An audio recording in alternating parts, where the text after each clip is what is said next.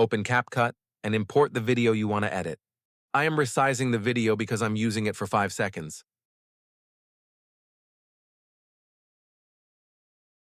Afterwards, go to the Video Basic tab and increase the scale of the video.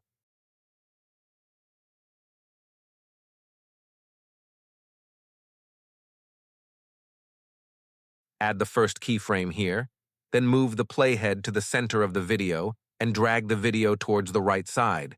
The keyframe will be automatically created.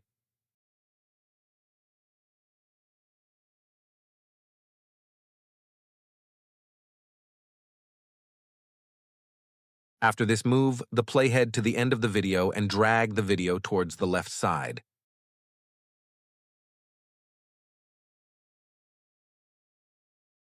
The keyframe will be automatically created here, and you are done.